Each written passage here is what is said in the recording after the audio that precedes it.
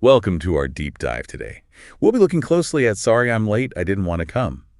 The author, Jessica Pan, calls herself a shintrovert. A shy introvert, that is. Oh, I like that term. She spent a whole year acting like an extrovert, and, well, we're going to explore what she discovered. You know, it's a really funny book, but it also makes you think. It really does. So right away, she starts with this challenge from her therapist, talk to strangers. And not just like, hi, how are you? She had to ask them this ridiculous question in London, whether England had a queen and what her name was. Such a weird question. I mean, why that? Did she explain? It was about getting over that fear, of looking strange or being rude. I guess most people just ignored her. A lot did, but that's the point. It helped her realize it wasn't a big deal. Interesting. So instead of worrying what people thought. Exactly. She saw that their opinions didn't really matter. Then later, she goes to this workshop, all about deep conversations. Ah, yes, where they played vulnerability tennis. Vulnerability tennis. I'm not sure I get that. Imagine this. You and someone else taking turns revealing your, insecurities. That sounds kind of scary. It was in a safe space, though, and playful. And what Jessica found was, by opening up like that, She felt more connected to the others. it challenged that idea we have that to be accepted, we have to be perfect. Right. Like we always have to hide our flaws. It's kind of the opposite. Our imperfections, our vulnerabilities, that's where real connection starts. That's a good point. Now, she also talks about friendships, especially as an adult, which is tough. Especially in a big city like London. She compares using the Bumble BFF app to dating. Friend dating, she calls it. She went on tons of these coffee dates, I guess. Some good, some not so good. But it shows you to build those close friendships. It takes time, just like romantic relationships. Right. They don't just happen overnight. You got to put in the work. Then there's this really moving part where her dad needs open heart surgery. And here, extroversion shows up in a different way. Her mom, usually pretty introverted, suddenly became this super connector in the hospital. Talking to staff, making sure her husband was getting the best care. It shows how stepping outside your comfort zone can help not just you, but those around you. Especially in tough times. Who knew her mom had that in her? And speaking of surprises, Jessica ended up trying improv comedy. Imagine that, the shintrovert on stage.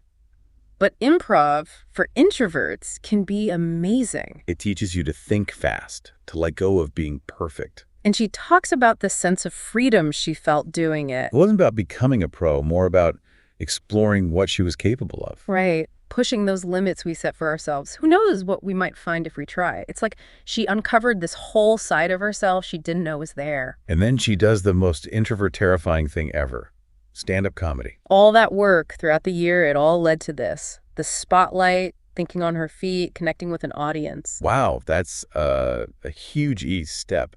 How did she even prepare for that? She talks about the mental hurdles, the emotional ones too. She actually interviewed other comedians, learned from them. Did she mention what helped her the most? Being vulnerable, not taking herself so seriously, those were key. She even got the audience singing Is This the Way to Amarillo during her set. That's amazing. From shintrovert to that. Did she say how the audience reacted? She did. Making people laugh, that feeling was incredible. But she's honest about the nerves, the self-doubt that comes with it. Makes sense. So after the stage, she decides to try something else, hosting Thanksgiving dinner. For a whole bunch of people, many who didn't know each other, that's tricky even for extroverts. Oh, totally. And remember, we're talking about Jessica here.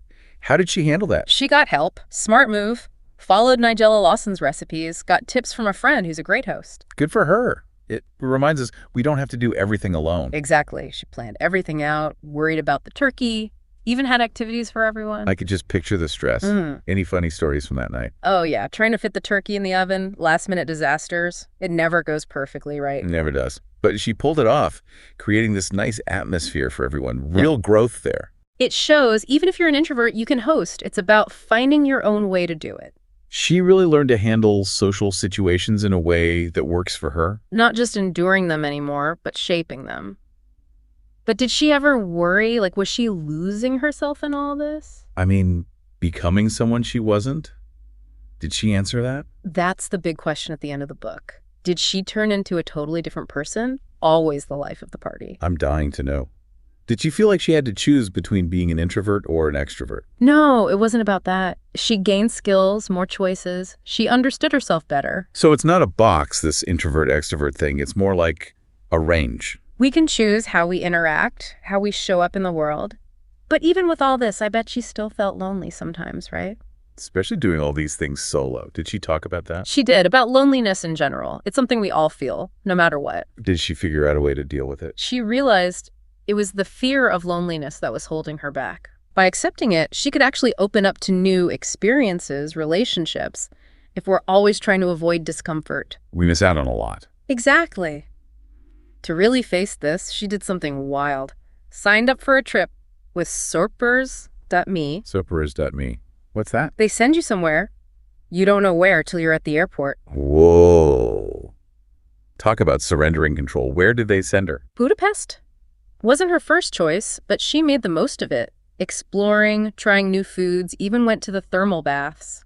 Love that attitude. Even if things aren't perfect, find the good stuff. Being present, open to the moment, that's key. But even in Budapest, I imagine solo travel gets lonely? No. She must have been by herself a lot. Did she talk about that? She said connection isn't just about being around people, it's about those deep, real connections. The ones that make you feel truly seen, understood. Right. You can be in a crowd and still feel totally isolated. So in Budapest, did she find any of those connections? She did. She reached out to someone she'd met in improv class, Iniko, who lived there. They had dinner together. It was great. Shows you even random encounters can turn into something special. The power of a network, having different kinds of people in your life. Not about how many friends, but the quality of those friendships. Now, it wasn't all smooth sailing for her, right? Were there times when she struggled? Oh, definitely. Awkward moments, failed friend dates, times she just wanted to hide away. That makes it more relatable, you know. Personal growth isn't always a straight line. Those tough times, that's where we learn the most. But she kept going, didn't she? And along the way, were there any, unexpected discoveries? She found this love for improv, which she dreaded at first, became a source of confidence, creativity. Amazing how stepping out of your comfort zone does that. Reveals hidden passions. Like we put limits on ourselves, and Jessica's story shows what happens when we break free. So what was it about improv that she loved so much? The spontaneity, being in the moment with others. She even got into physical comedy, doing these outrageous bits. Wow, from introvert to that. She really pushed her boundaries. It's about being playful, finding the humor. Improv helps you let go, be free. But it didn't stop there.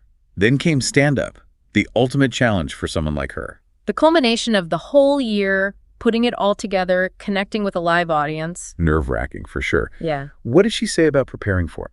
She was meticulous, crafting each joke, practicing her delivery, even thinking about hecklers. Wow, she didn't leave anything to chance. Did her other experiences help, like the improv? Definitely. Improv taught her to think fast, be in the moment, and all that vulnerability work. It helped her connect with the audience authentically. It all came full circle. Huh. How did she describe performing on stage? Exhilarating and indeed terrifying, she said. The adrenaline, the focus, and then hearing the laughter. But stand-up's not always easy.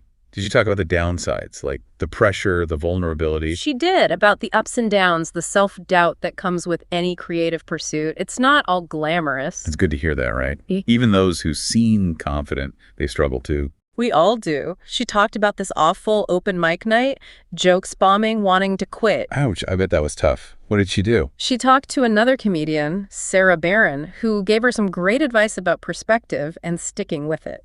Keep going. Even when it's hard, that's the message. Failure doesn't define us. It's all part of the journey.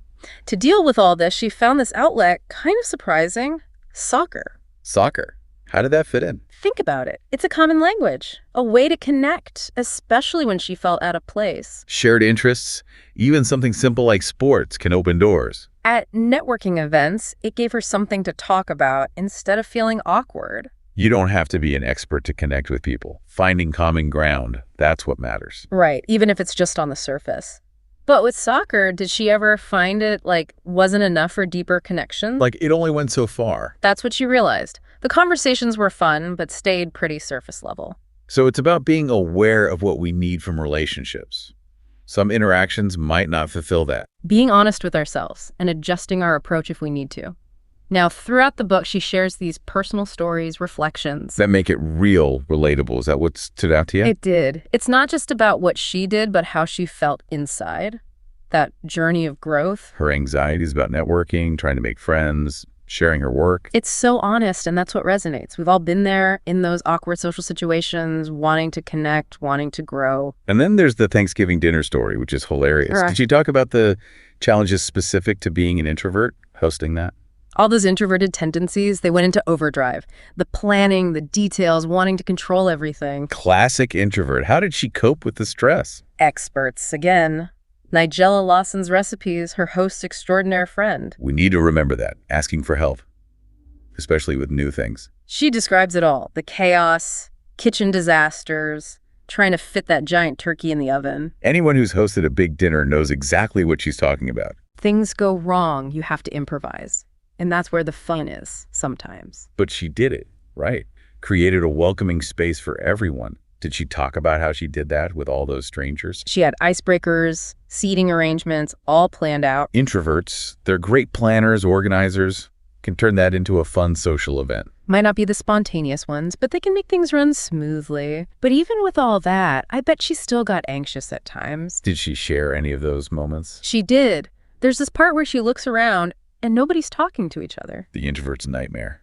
Dead silence. It shows we can't control everything. Sometimes you just create the space and let things happen. How did she deal with that panic? Took a deep breath, reminded herself she'd done her best, and started a conversation with someone who looked just as uncomfortable. Sometimes you just got to take the first step. Exactly. Be proactive, even when you're nervous. So she didn't become this total social butterfly, did she? But she found a way to live a better life, using both her introvert and extrovert sides. Right. It wasn't about becoming someone new. It was about becoming a more complete version of herself. Recognizing your strengths, your challenges, and finding a way to be in the world that feels right. Exactly. Bringing all those parts together, introvert, extrovert, everything. That's what makes life authentic and meaningful. It's like she's giving us a roadmap for those of us who, well, maybe aren't the most outgoing. There's a lot we can learn from her, that's for sure. One thing that really hit home for me is this. Discomfort, it often comes before growth. We have to push ourselves, even when it's scary. Like Jessica talking to strangers, doing improv, stand-up. It shows we can do way more than we think we can. Right. It's not about changing who you are, but adding to what you can do. And then there's the whole vulnerability thing. She wasn't afraid to show her anxieties, her insecurities. Even those embarrassing moments. And through that, she actually connected with people more deeply. It's like we don't have to pretend to be perfect, to be liked, to find our people. It's those imperfections, those vulnerable parts that make us real and relatable. She found strength in being vulnerable, not weakness. Exactly. And one more thing that's so important, self-compassion. She messed up, doubted herself, felt like she was failing. But she kept going. And she learned to be kind to herself through it all. Growth isn't about being perfect, it's a journey. We all need to hear that, especially those of us who are hard on ourselves. So if you're listening to this and you're feeling stuck, scared to try something new, think about Jessica's story. What have you been putting off that could lead to something amazing? Maybe it's talking to that person you've been wanting to get to know, or joining that club, or finally starting that art project. Even a small step outside your comfort zone can make a huge difference. New connections, new confidence, a more fulfilling life. You might just surprise yourself. Now, before we wrap up our deep dive into Jessica Pan's Sorry I'm Late, I Didn't Want to Come, let's condense everything we discussed into our 10-point summary. I always find these summaries super helpful. So number 1, Jessica, who identifies as a shintrovert, spent a whole year living like an extrovert just to see what would happen. A pretty bold experiment. Number 2, she forced herself to talk to strangers, using techniques like exposure therapy to conquer her social anxiety. And she discovered that it wasn't as scary as she thought. Right. Number 3, through vulnerability tennis, she learned that opening up about her insecurities actually helped her form deeper connections. It's counterintuitive, but it works. Number 4, navigating the world of adult friendships was tough. But through friend dating and lots of trial and error, Jessica learned that building meaningful relationships of any kind takes time and effort. It's a marathon, not a sprint. Number 5, life threw her some curveballs, like her dad's open heart surgery, which taught her that extroverted skills can be super valuable in unexpected situations. Like sometimes you need to advocate for yourself or your loved ones. Number 6, to everyone's surprise, Jessica found a love for improv comedy, which allowed her to embrace spontaneity and find joy in the unexpected. Who knew she had that in her? Number 7, she tackled the ultimate fear for many introverts, stand-up comedy. Through this, she learned that perseverance and self-belief are key to overcoming challenges. Facing your fears head-on can lead to amazing things. Number 8. Even hosting a Thanksgiving dinner, a daunting task for anyone, became a learning experience for Jessica, teaching her about organization, hospitality, and the importance of creating a welcoming atmosphere. She really put those introverted planning skills to good use. Number 9. Taking a surprise trip to Budapest allowed Jessica to embrace the unknown and discover the joys of solo travel, including those unexpected adventures and connections that can happen when you're open to new experiences. Sometimes the best things in life are unplanned. And finally, number 10. In the end, Jessica didn't transform into a completely different person. Instead, she broadened her horizons, gained confidence, and found a better balance between her introverted and extroverted sides. It's a reminder that personal growth is an ongoing process, not a destination. So until next time, keep exploring, keep connecting, and keep pushing those boundaries. You never know what you might find just outside your comfort zone.